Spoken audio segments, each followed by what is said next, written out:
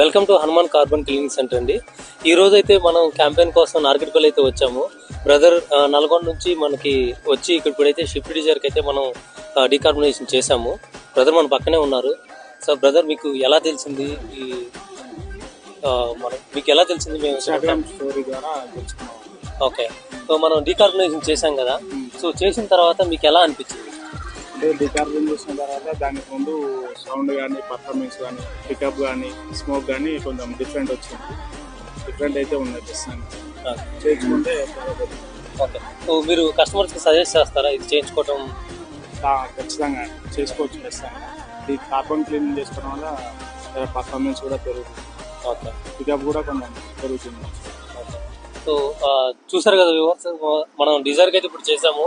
అది పికప్ అయితే ఇంక్రీజ్ అయింది. సో వైబ్రేషన్ అయితే లేదు. సో చాలా స్మూత్గా ఉంది. ఇంకా పికప్ మైలేజ్ చెక్ చేస్తారు. సో మనం ఇప్పుడు నార్కెట్పల్లిలో ఉన్నాము. రేపటి వరకు నార్కెట్పల్లిలో ఉంటాము. మీరు ఎవరైనా డీకార్బనైజేషన్ చేయించుకోవాలనుకుంటున్న వాళ్ళు నేను కింద నెంబర్స్ ఇస్తాను, దానికి కాల్ చేసి మీరు వచ్చేయండి. Thank you.